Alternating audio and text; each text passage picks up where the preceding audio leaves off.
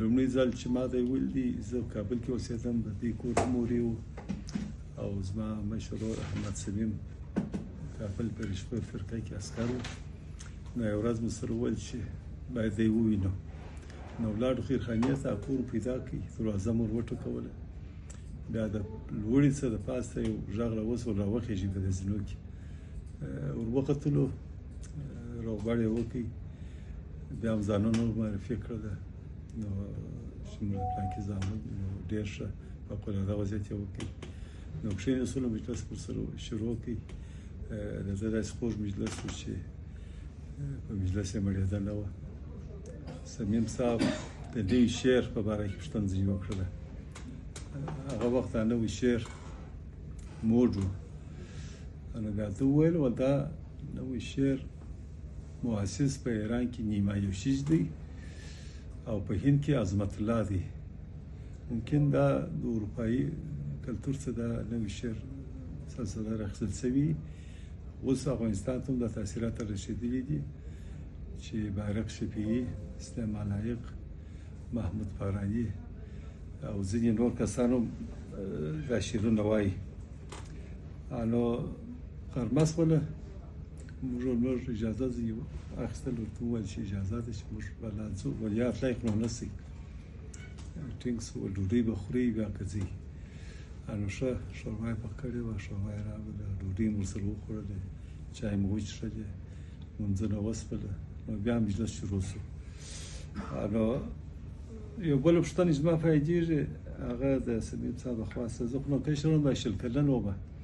نو هغه شپږ 50 سنه ده د افغان د جمهوریت شپې دي. هغه د وحدت الوجود د تصوف په باره کې پوښتنه ځینې وکړله. بیا ده وویل دا فلسفه د یونان سره راغلې ده او د هندي بودیزم سره متاثره ده.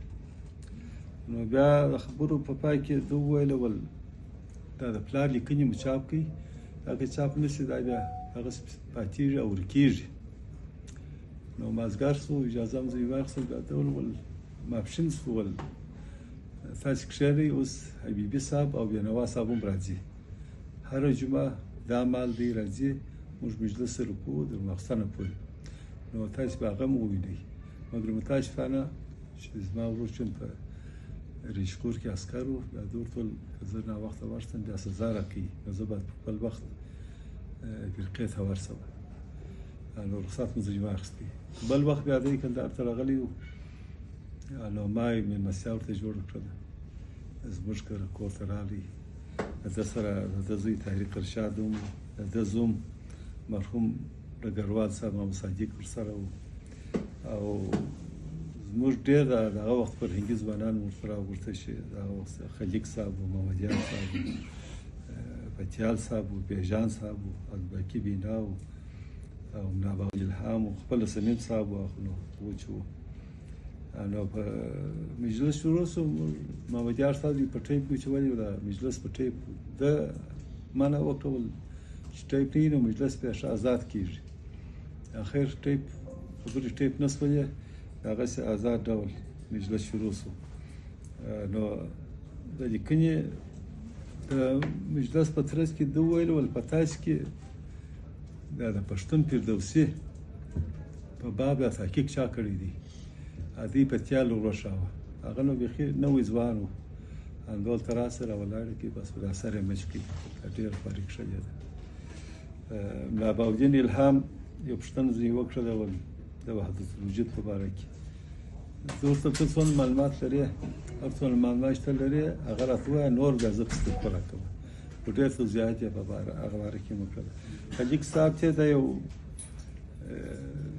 سوال په جواب کې وویل ول تاسې خپل لیکنې کوئ، د دې غم مه کوئ چې دا به راچاپ شي یا به نه شي چاپ. لیکنې کوئ بیا وروسته موقع پیدا کېږي چې لیکنې مو چاپ شي. نو بیا مجلس په پای کې ما کتابونه ښکاره کړل. ما ستا زار کتاب چې دې خوښ شي هغه یې ستا. ده پکښې وکتل، یو کتاب د شهید مینوال په باره کې و، هغه یې واخیستی. او بل د ایوبي صاحب د مرحوم نادر ایوبي صاحب خپل یو هغه کتاب نوی چاپ شوی و په عنوان یو دوی څوک و، هغه کتاب یې هم خوښ کړي. که څومره هغه کتاب ما ته ایوبي صاحب راستولی و او خپل یاداشت یې پرې لیکلی و، مګر ما څه نه شو ورته ویلی، یوازې مو کې هغه کتاب یې هم ورکړي. نو خدای دې وبخښي رشاد صاحب رشتاګو چې فوقالعاده حافظه یې درلوده، له ښه معلومات یې درلودی